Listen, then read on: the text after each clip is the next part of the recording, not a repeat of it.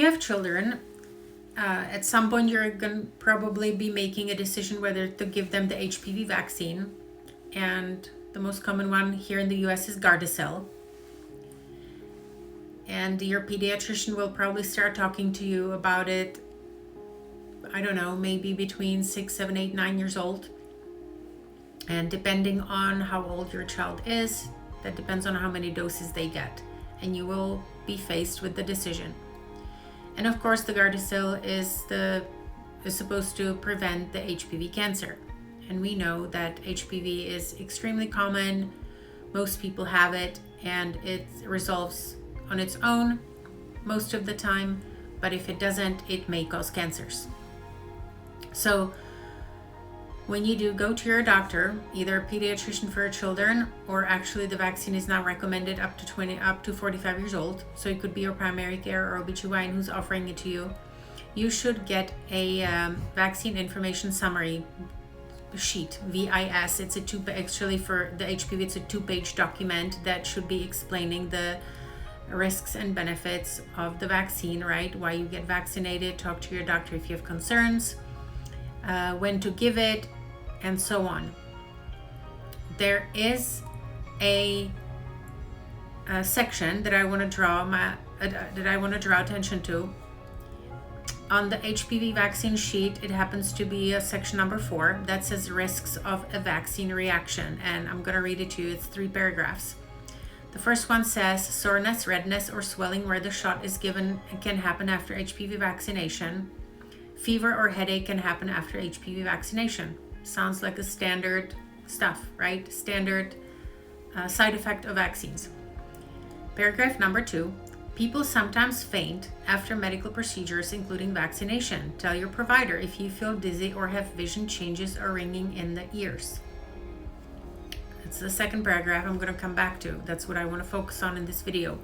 And then the third paragraph is, as with any medicine, there's a very remote chance of a vaccine causing a severe allergic reaction, other serious injury, or death. Okay, so let me go back to paragraph number 2 about fainting after medical procedures, including vaccinations. So what's very interesting is that this paragraph about fainting has been added to the VIS, the Vaccine Information Summary, sometimes after 2012.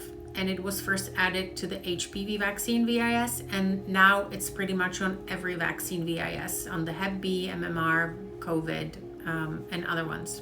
This same exact section on the risks is included there. And I can't tell you the exact year, but from the research that I did, I know that it was sometimes around 2012 for the HPV shot, and then maybe 2016, maybe 18, maybe later for all the other vaccines. So I want to draw attention to why that's important.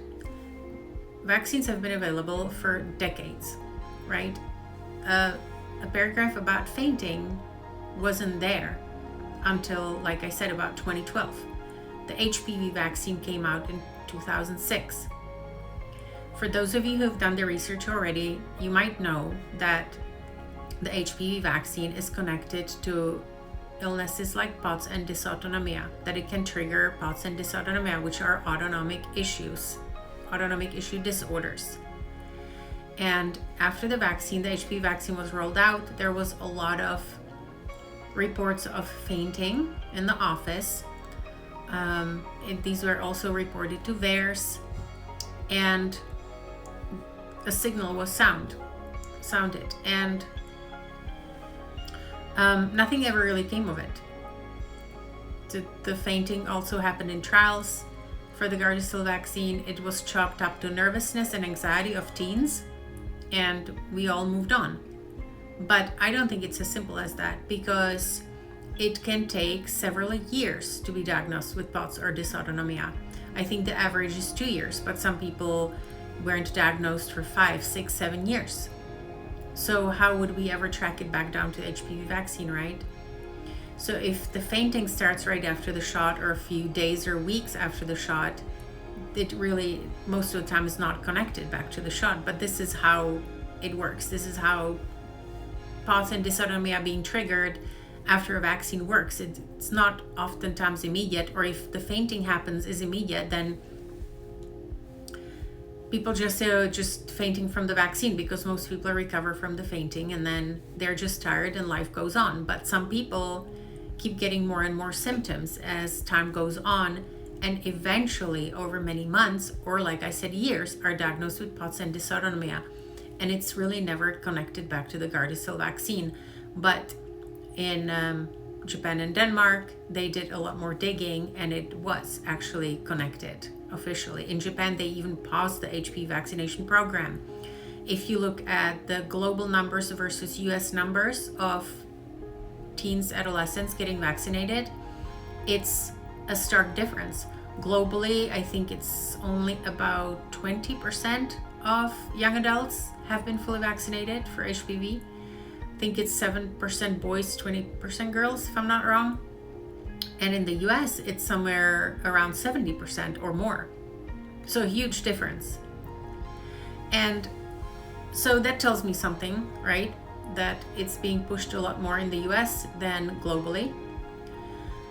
And also going back to the fainting, I just find it very interesting that the VIS never had a paragraph on fainting before the HPV vaccine was rolled out. And they were saying, well, that's because babies don't faint. And so when this vaccine was rolled out for teens, of course, teens will faint because they're anxious about needles.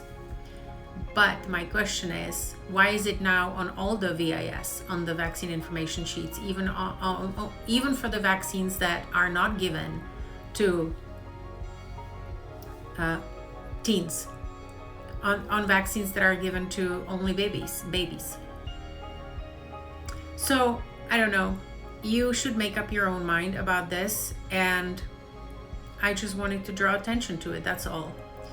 If I were you, I would ask the pediatrician what they know about the connection of POTS and dysautonomia to HPV vaccines. And maybe do your own independent research before you go and have that conversation, so that you have some paperwork in hand so you can discuss that with the pediatrician. And also ask them what happens if your child faints and then has other side effects for weeks or months after the vaccine. There are online forums that you can join and talk to other parents that have gone through this. And before I end this video, I also want to mention that there is a paragraph on every vaccine information sheet.